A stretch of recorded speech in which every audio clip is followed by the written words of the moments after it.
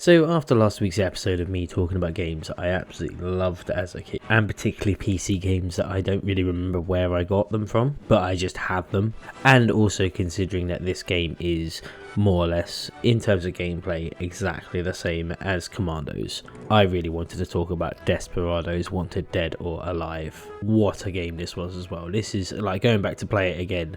I had a lot of fun playing this game. But before I talk any further about that or get further into the video, if I could just take a second of your time just to ask if you could like the video or subscribe to the channel. It helps out massively with me making videos and just getting more videos out there. Also, comment below if you ever played Desperados and who your favourite character was in the game, because there is like 6 of them that you can play from, and the game series isn't dead. There's new ones coming out.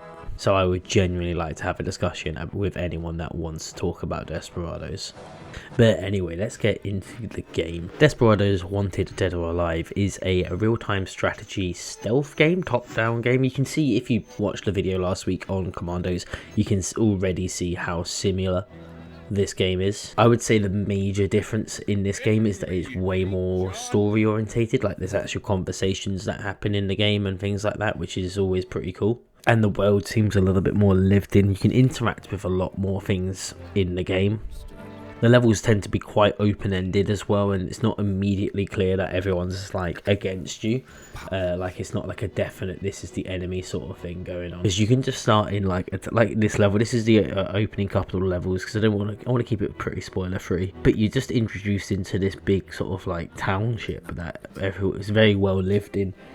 No one's immediately an enemy, which is quite interesting. But the basic like synopsis of the story is that you're playing as this cowboy called John Cooper, because every cowboy is actually called John, and you set out to capture El Diablo, who is a train robber, because he's got a huge bounty on his head. And along the way you sort of get a team together. It was the best way of saying it. There's I think up to like 6 or 7 characters that you can play as in this game, all of them with different abilities and different things that you can do, which is always pretty fun. Now the footage that you're seeing here is the 2018 re-release that came out on the Steam, just because it's quite hard to get the original PC game just to work on modern PCs without having to do lots of like weird emulation stuff and whatnot. So I picked it up on Steam for like nothing. I think I picked up the first 2 on Steam. So that's just a really easy way to play this game now. It's optimized quite well, and I had very little trouble with the actual game. I had a bit of trouble, it crashed like once maybe, I think. So as I mentioned there, I managed to get this in a double pack with the sequels that are actually 3 games.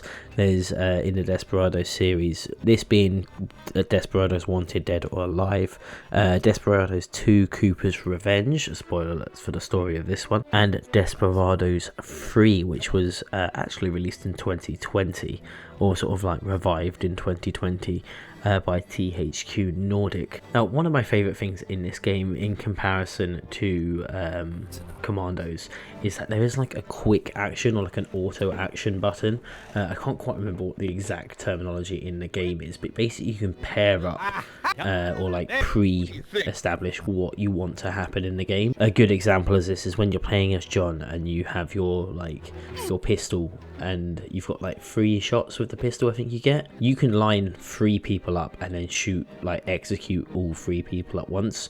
Much better than individually trying to manually thing. And you can have multiple different actions in the game, which is always really cool. There's like loads of different ways that you can do that, and like different things that you can target as well. There's a lot of like environmental things that I really liked in this game, so like hanging baskets that you can like shoot off that can land on people, things like that. It was really interactive environments in this game. Now when this game was released, it did have sort of like middling reviews, which is a bit strange, because it's like it's a very good game. It got a lot of like 8 out of 10s, but then a lot of like 6s, 7s and 5s out of 10, and I genuinely think that's just because the story can be a bit slow and the difficulty ramps up a lot in this game. Not quite as bad as Commandos, but on that level where like it's just another case of old games are made hard, mainly for replayability, but also just because games these days tend to be a lot easier and more accessible to people.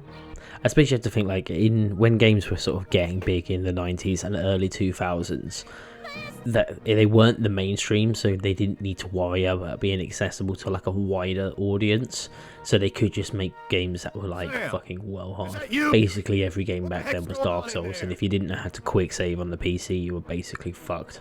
Now, I know the gameplay footage that I've collected on this hasn't been the greatest so far, mainly because I'm not good at this game at all. I'm not good at Commandos, I'm not good at Desperados, so I wasn't able to capture much footage for these games, which is a little bit annoying, but you know, it is what it is, and it kind of emphasizes that I don't want to like spoil the game for anyone as well. Yes, that's exactly why. It's because I didn't want to spoil the game, not because I'm really bad at these games.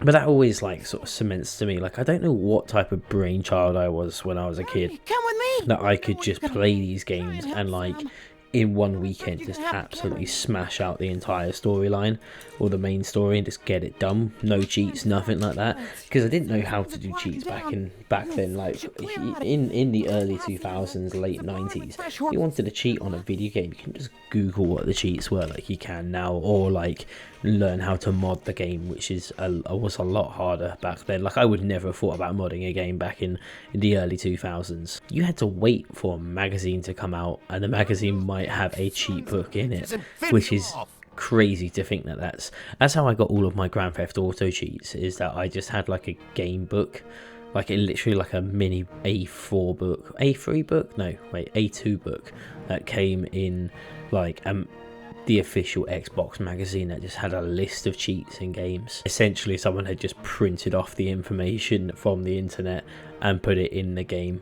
But yeah, that's me talking about a very nostalgic game of mine, a game that I haven't really had a lot of time, well, I haven't really had a lot of time recently to play. It's just one that I played a lot as a kid, and I just wanted to know if anyone else really likes this series, or has anyone else ever heard of this series, because it is a fun game, just very hard.